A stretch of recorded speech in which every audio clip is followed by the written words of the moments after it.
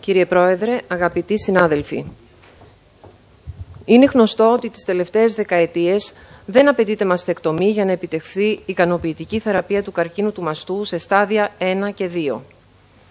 Η ημερική μαστεκτομή, ο ευρύς μασχαλιαίος καθαρισμός και η τοπική ακτινοθεραπεία, σε συνδυασμό με την χήμιο και την ορμονοθεραπεία, όπου αυτές απαιτούνται, έχουν δώσει εξαίρετα αποτελέσματα στη θεραπεία της νόσου σε όλα τα οργανωμένα κέντρα της χώρας και του εξωτερικού. Αποτέλεσμα αυτού του τρόπου θεραπείας είναι η δημιουργία ενός νέου πληθυσμού ασθενών, που έχουν μαστούς σκληρούς και ειδηματώδεις. Οι μαστοί αυτοί χρήζουν συστηματικού ελέγχου για την εμφάνιση πιθανής τοπικής υποτροπής ή δεύτερης πρωτοπαθούς εξεργασίας. Είναι δε ιδιαίτερα δύσκολη στην κλινική εξέταση.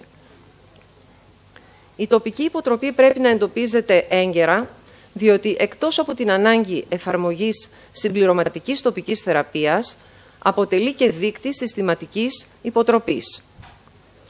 Τα νέα συστήματα μαστογραφίας, με τη δυνατότητα δημιουργίας εικόνας υψηλής ποιότητος και τη δυνατότητα εφαρμογής μεγεθυντικών τεχνικών, αποτελούν τη βάση για την απεικόνιση και την παρακολούθηση του χειρουργημένου μαστού.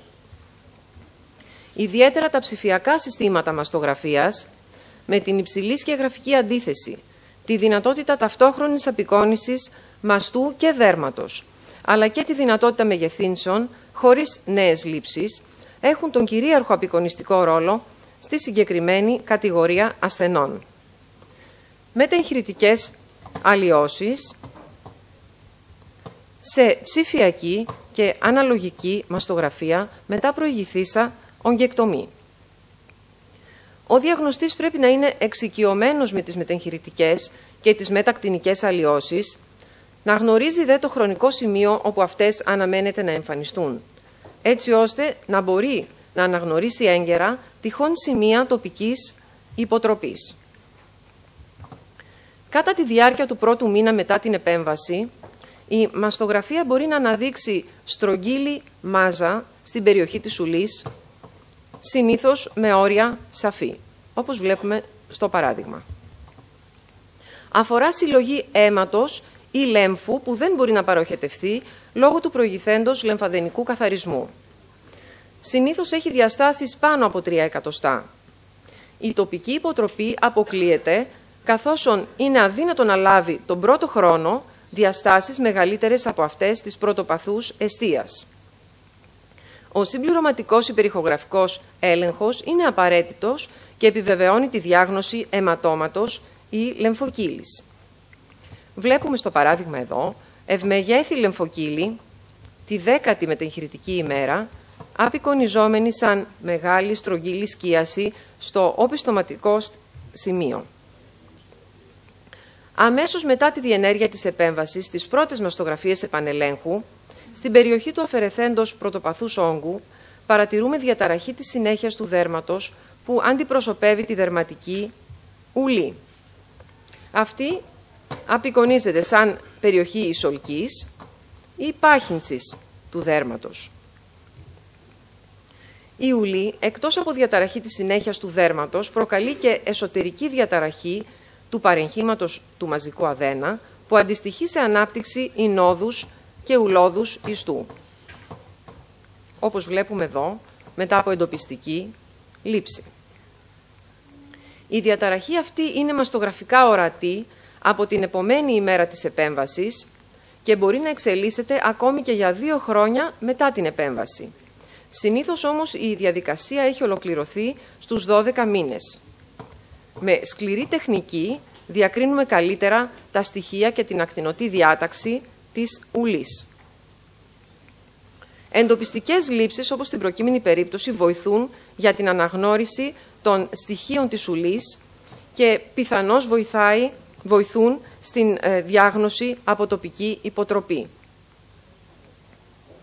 Τυπικά λοιπόν καλοήθης μεταγχειρητική διαταραχή του παρεγχήματος του μαστού που αντιστοιχεί σε ουλή, φέρει αστεροειδή διάταξη των ινωδών στοιχείων του μαστού, όπως βλέπουμε εδώ, τα οποία δεν συγκεντρώνονται γύρω από σκιερό συμπαγές κέντρο, αλλά εμφανίζουν διαβγαστικές περιοχές κατά τόπους στο εσωτερικό. Συχνά η διαταραχή της αρχιτεκτονικής εντοπίζεται και γύρω από συμπαγές κέντρο. Στις περιπτώσεις αυτές, η διάκριση από τοπική υποτροπή είναι πολύ δύσκολη. Πολλοί χειρουργοί στην περιοχή της εγχειρητικής βιοψίας τοποθετούν μεταλλικά κλιπ, καθώς και μεταλλικά ράματα στην θέση του μασχαλιαίου λεμφαδενικού καθαρισμού.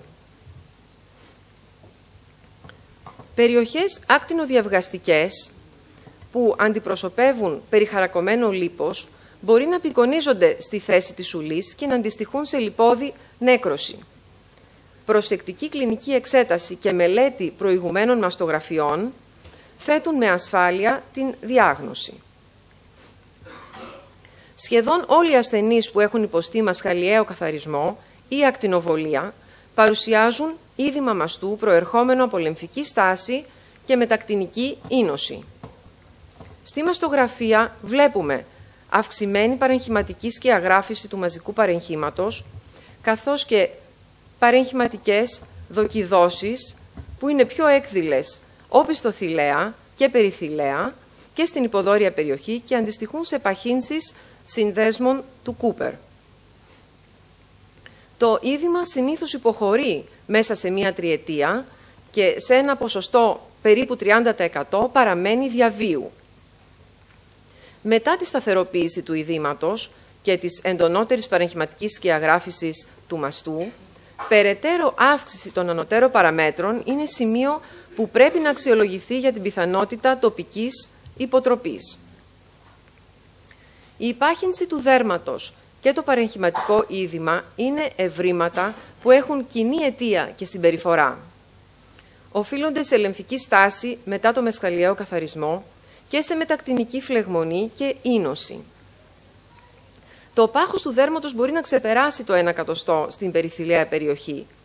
Επανέρχεται συνήθως στο φυσιολογικό, ενώ σε ένα ποσοστό 30% βαθμός παραμένει διαβίου.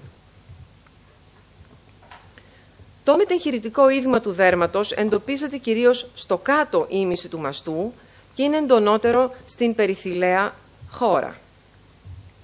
Διακρίνουμε στην περίπτωση αυτή μετεγχειρητική πάχυση του δέρματος, κυρίως στο κατώτερο τμήμα του μαστού, και εντονότερη σκιαγράφηση λόγω του ειδήματος. Συχνά, νέες αποτιτανώσεις αναπτύσσονται στην περιοχή της ουλής και η πλειοψηφία τους είναι καλοήθεις. Αυτές μπορεί να παρουσιάσουν ποικίλη μορφολογία και να μεταβάλλονται στην πάροδο του χρόνου, αναπτύσσονται δε σε έδαφος ουλών, ινόδους ιστού ή περιοχές νεκρώσεων.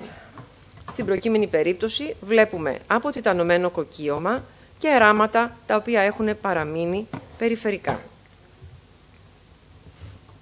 Η λιπώδης νέκρωση συνοδεύει όλους τους τύπους των εγχειρητικών δραστηριοτήτων στο μαστό. Οι αποτιτανωμένες λιπώδεις νεκρώσεις μπορούν να λάβουν διάφορα σχήματα, από πλάκες έως αποτιτανωμένο τείχομα ελαιοδών κίστεων, όπως βλέπουμε στο παράδειγμα.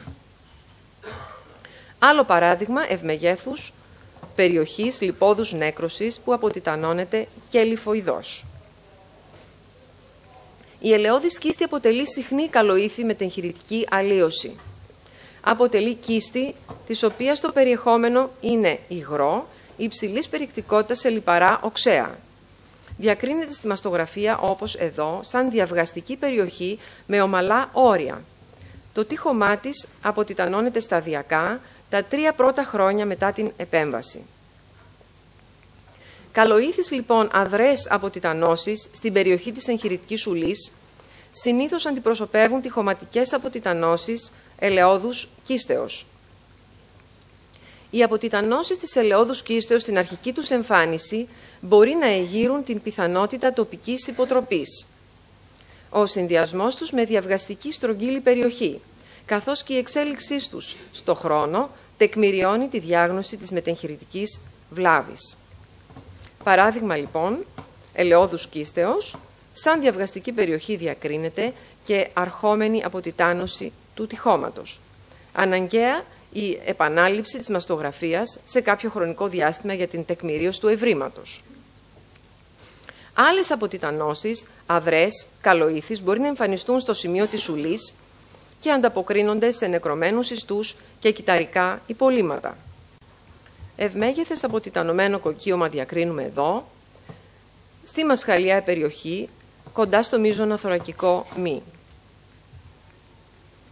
Γραμμοειδείς και γωνιώδεις αποτιτανώσεις μπορεί να οφείλονται σε παραμονή και ασβεστοποίηση εγχειρητικού υλικού, όπως εδώ στην περίπτωση των ραμμάτων.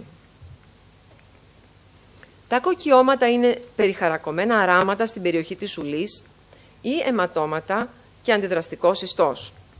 Μπορεί να εμφανίζονται σαν καλοήθεις και άμορφες αποτιτανώσεις και συνήθως συνοδεύονται από στρογγύλη μαλακή σκίαση, όπως βλέπουμε εδώ.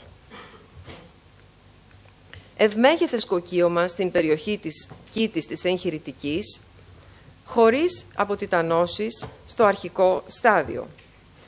Άλλο κοκκίωμα που εμφανίζεται στην περιοχή της εγχειρητικής ουλής μεγάλων διαστάσεων, 2 χρόνια αργότερα βλέπουμε σαφώς αποτιτανωμένο ένα μεγάλο τμήμα του τυχώματος αυτού.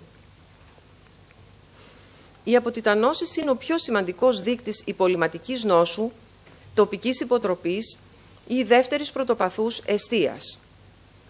Τα χρησιμοποιούμενα μορφολογικά χαρακτηριστικά προκειμένου να αξιολογηθεί η πιθανότητα ύπαρξης κακοήθειας είναι παρόμοια με τα χρησιμοποιούμενα στον μη χειρουργημένο μαστό. Οι μεγεθυντικές λήψεις μετά την εγχειρητική αντιμετώπιση και πριν την ακτινική θεραπεία αποκαλύπτουν τυχόν ύπαρξη υπολοιματικών αποτιτανώσεων στην περιοχή όπου αφαιρέθηκε ο όγκος. Η υπολοιματική νόσος συνήθως αφορά παραμονή μέρους περιοχής μικροαποτιτανώσεων σε περιπτώσεις εκτεταμένων DCIS ή μικροαποτιτανώσεων που εκτείνονται εκτός συμπαγών ογκομόρφων εξεργασιών στο περιβάλλον παρέγχημα. Έχουν ανάλογα χαρακτηριστικά με αυτά της πρωτοπαθούς βλάβης. Απαραίτητη κρίνεται η συγκριτική αξιολόγηση με την προεγχειρητική μαστογραφία.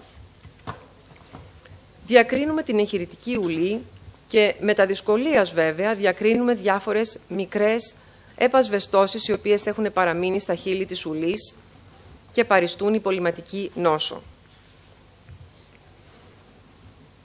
Η εικόνα υπολοιματικής νόσου μετά από επέμβαση για αφαίρεση εκτεταμένων κομμέντων μικροαποτιτανώσεων. Βλέπουμε την εγχειρητική ουλή και γύρω από αυτήν πολλαπλές μικροαποτιτανώσεις που δεν αφαιρέθηκαν στο πρώτο χειρουργείο και εντοπίζονται σε μαστογραφία 6 μήνες μετά. Άλλη περίπτωση υπολοιματικής νόσου και πάλι διακρίνουμε την ουλή και στα όρια της γραμμοειδείς, ποικιλόμορφες μικροαποτιτανώσεις. Και άλλη περίπτωση που στο κέντρο της ουλής διακρίνουμε διακλαδούμενες δενδροειδείς μικροαποτιτανώσεις και πάλι υπολοιματικά στοιχεία της νόσου.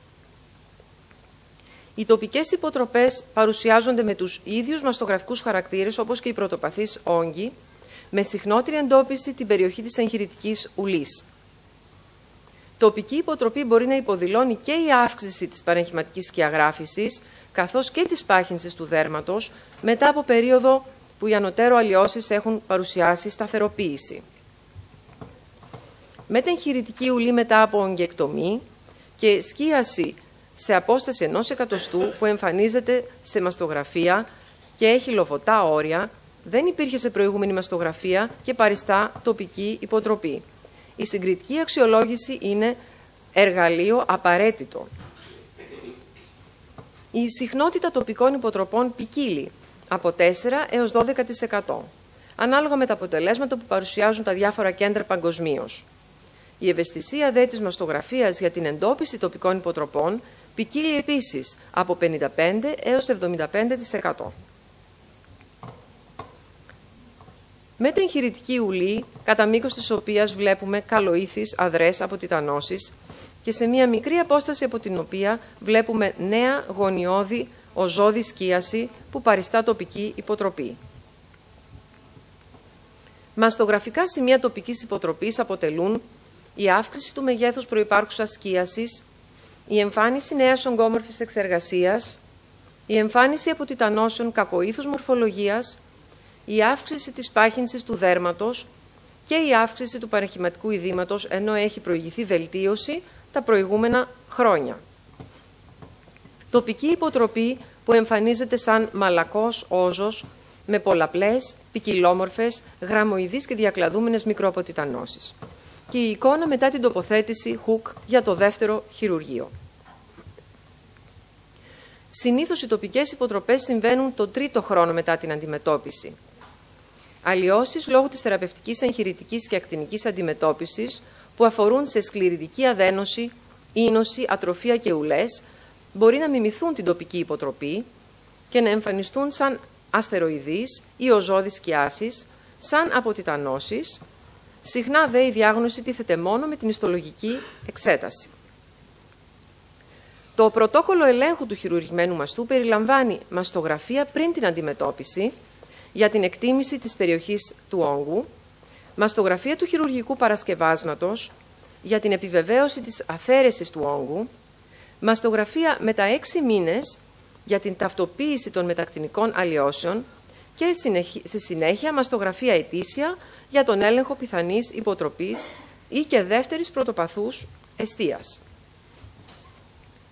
Επιβάλλεται η αναγνώριση των αλλοιώσεων που έχει προκαλέσει η θεραπεία, καθώς και η γνώση της αναμενόμενης μεταβολής του στο χρόνο, έτσι ώστε να αξιολογούνται οι εκάστοτε εμφανιζόμενες νέες αλλοιώσεις και είτε να αποδίδονται σε αντιμετώπιση, είτε να τίθεται το θέμα εγχειρητικής βιοψίας και περαιτέρω ιστολογικής διερεύνησης της αλλοίωσης.